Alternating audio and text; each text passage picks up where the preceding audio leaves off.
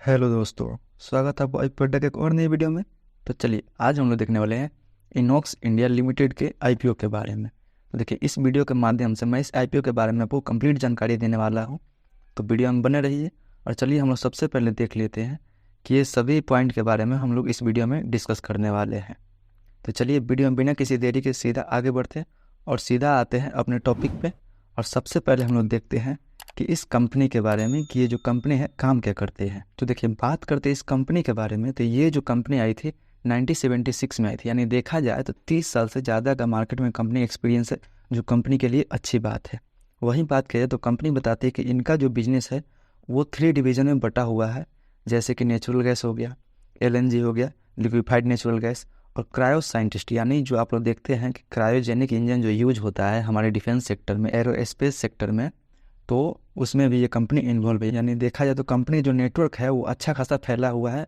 Company के पास wide variety of business है, ये कंपनी के लिए अच्छी बात है। वहीं अगर नेचुरल गैस में देखते हैं कि कंपनी काम क्या करती है, तो ये जो है डिजाइन करती है, उसको प्रोड्यूस भी करती है और इंस्टॉल भी करती है। जो हम बड़े बड़े क्रायोजेनिक टैंक देखते हैं जो अलग अलग इंडस्ट्री में यूज होता है, वो सबको ये बनाती है। और उसमें क्या है कि ये स्टोरेज करती है, ट्रांसपोर्ट करती है अलग अलग नेचुरल गैस के, जैसे हो गया हाइड्रोजन हो गया, ऑक्सीजन हो गया, ये सबको मैनेज करती है। वहीं अगर बात करते हैं लिक्विफाइड नेचुरल गैस का, तो ये भी उसको स्टोर करती है, डिस्ट्रीब्यूट करती है और ट्रांसपोर्ट करती है।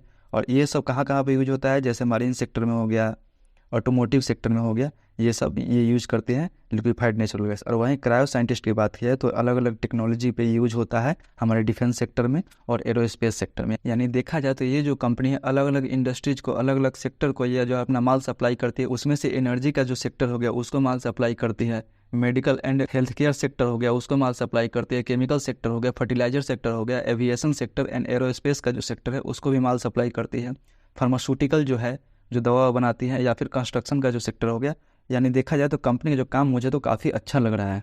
वहीं अगर बात करते हैं कंपनी के प्रेजेंस की, तो कंपनी का प्रेजेंस बस इंडिया में ही नहीं है, इंडिया के बाहर भी कंपनी का प्रेजेंस है। देखा जाए तो अभी जो ये कंपनी जो अपना माल सप्लाई करती है वो 66 से अधिक देशों में कंपनी अपना माल सप्लाई करती है, जिसमें से मुख्य अगर बात करते हैं कंट्री का, तो उसमें से यूनाइटेड स्टेट हो गया, यूएसए, सऊदी अरेबिया हो गया, नीदरलैंड हो गया, ब्राज़ील हो गया, कोरिया हो गया, यूएई हो गया, ऑस्ट्रेलिया हो गया, बांग्लादेश हो गया। ये कुछ अलग अलग मतलब कंट्री है जो इस कंपनी को रेगुलर बिजनेस देते रहते हैं। यानी देखा जाए तो कंपनी के लिए अच्छी बात है।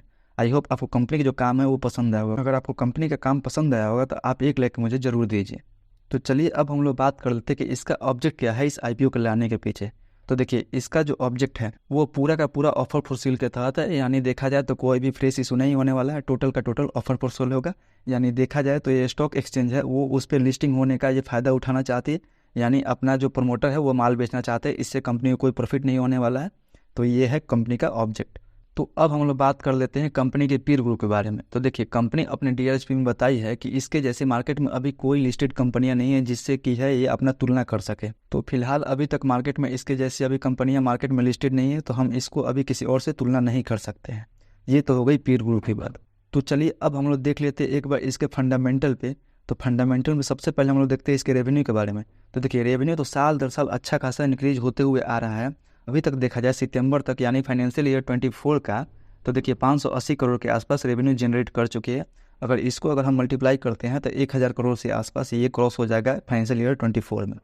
वहीं अगर देखा जाए एक्सपेंस की बात, तो एक्सपेंस भी कंपनी लगातार अच्छा खासा कर रही है और उसको अच्छा खासा मैनेज भी कर रही है, जिससे कंपनी का प्रॉफिट भी लगातार बढ़ते आ रहा है। वहीं अगर प्रॉफिट देख लेते हैं तो कंपनी का प्रॉफिट देखिए 2021 में 96 करोड़ के आसपास था, 2022 में कंपनी का प्रॉफिट 131 करोड़ के आसपास था, और 2023 में कंपनी का प्रॉफिट 153 करोड़ के आसपास था। और अभी तक फाइनेंशियल ईयर 24 का 6 मंथ का डाटा देखें तो 103 करोड़ के आसपास ऑलरेडी कंपनी प्रॉफिट जनरेट कर चुकी है। अगर इसको भी अगर डबल कर दिया जाए तो 200 करोड़ के आसपास कंपनी बिजनेस कर लेगी फाइनेंशियल ईयर 24 में, ऐसा मेरा अनुमान है। वहीं रिजर्व की बात करें तो कंपनी के पास अभी कोई रिजर्व नहीं मौजूद है। वहीं अगर टोटल उधारी की बात करें तो कंपनी लगातार अपना उधारी कम करती आ रही है। यानी देखा जाए तो अच्छी बात है। 2021 में कहाँ कंपनी के पास 60 करोड़ के आसपास उधारी था, और वहीं 2023 में कंपनी के पास 31 करोड़ का उधारी बच गया। देखा जाए तो ये कंपनी के लिए काफ़ी अच्छी बात है।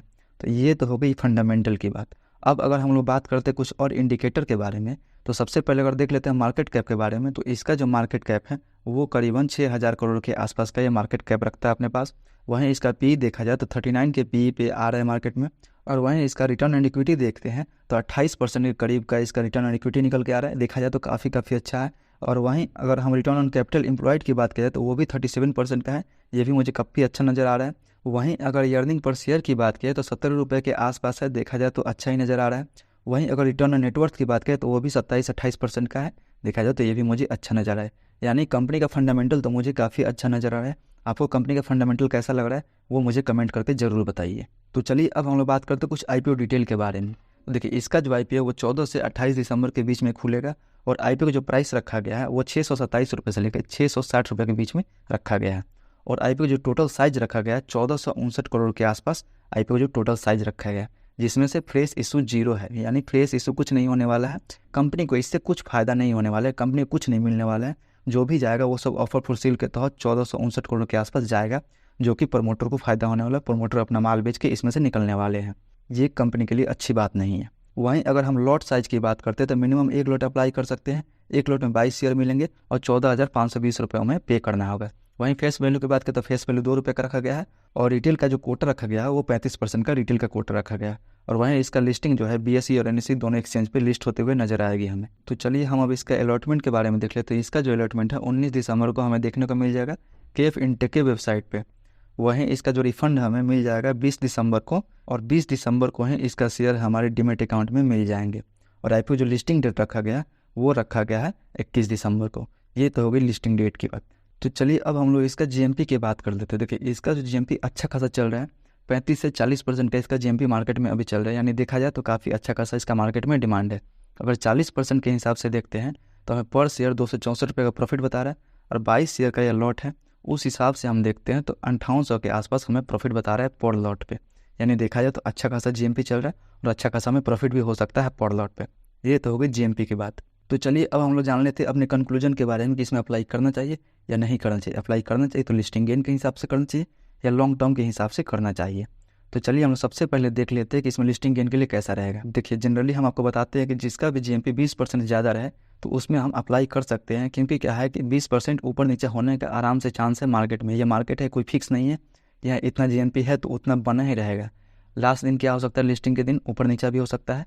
तो हाँ, जनरली जो 20% से ऊपर जिसका GMP है आप उसी में अप्लाई कीजिए तो सही रहता है। लेकिन इसका तो काफ़ी अच्छा खासा 35 से 40% का GMP है, तो इसमें हम लोग बिल्कुल अप्लाई कर सकते हैं GMP के लिए। तो चलिए अब हम लोग देख लेते हैं कि लॉन्ग टर्म के लिए कंपनी कैसी रहने वाली है। तो देखिए जैसा कि देखा जाए कि कंपनी जो सेक्टर है, मुझे तो वो सेक्टर काफ़ी डिमांडिंग लग रहा है। कंपनी किसी एक बिजनेस पे डिपेंडेंट नहीं है, कंपनी का जो बिजनेस है वो डाइवर्सिफाइड है, अलग अलग कस्टमर से कंपनी को ऑर्डर मिलते हैं। यानी देखा जाए तो ये कंपनी के लिए अच्छी बात है। और कंपनी का जिस तरीके से फंडामेंटल है उसका फंडामेंटल भी मुझे काफ़ी अच्छा नज़र आ रहा है। प्रॉफिट वैसे ही बढ़ रहा है, कंपनी अपने बिजनेस को भी वैसे ही एक्सपांड कर रही है। लेकिन एक नेगेटिव बात है कि टोटल का टोटल ऑफर फॉर सेल के तहत आ रहा है, कंपनी को इससे कोई प्रॉफिट नहीं होने वाला। तो आप यानी 1 से 2 साल के लिए इसमें अच्छा खासा बने रह सकते हैं, अच्छा खासा इसमें प्रॉफिट की भी उम्मीद लगा सकते हैं। ऐसी मेरी राय है लॉन्ग टर्म को लेकर। आपका क्या राय है इस IPO के लॉन्ग टर्म को लेकर, वो मुझे कमेंट में ज़रूर बताएं। यानी लॉन्ग टर्म के लिए भी आप इसमें जा सकते हैं। तो चलिए अब हम लोग बात करते हैं कि और जो IPO खुले हैं उनका अभी GMP क्या चल रहा है। तो सबसे पहले देख लेते हैं डोम्स का। तो डोम्स का अभी जो GMP चल रहा है वो 55% से लेकर 60% का GMP चल रहा है। यानी देखा जाए तो डोम्स का मार्केट में काफ़ी अच्छा खासा डिमांड है। वहीं अगर इंडिया सेल्टर का देखा जाए तो इंडिया सेल्टर का जो GMP है वो 30 से 35% का GMP मार्केट में चल रहा है। यह भी काफ़ी अच्छा खासा चल रहा है, इसमें भी हम अप्लाई कर सकते हैं। लेकिन क्या है कि रिटेल के पास काफ़ी लिमिटेड पैसे होते हैं, तो रिटेल पहले और दूसरे दिन रोक के और तीसरे दिन क्या है, तीसरे दिन का GMP देखते हुए अप्लाई करे। अगर आपको लेटेस्ट GMP जानना है तो आप हमारे व्हाट्सएप चैनल से ज़रूर जुड़ सकते हैं, उसका लिंक डिस्क्रिप्शन में दिया गया है। तो आई होप आपको ये वीडियो ज़रूर पसंद आई होगी। अगर पसंद आई होगी तो अपने दोस्तों के साथ ज़रूर शेयर कीजिए, और अच्छी लगी हो तो एक लाइक ज़रूर दीजिए। और जो भी आपका क्वेरी है किसी भी IPO से लेके या किसी भी स्टॉक को लेके, तो आप मुझे कमेंट करके ज़रूर पूछ सकते हैं। मैं कोशिश करूँगा कि आपको 100% उसका रिप्लाई दूँ। तो मिलते हैं अगले वीडियो में, तब तक के लिए धन्यवाद।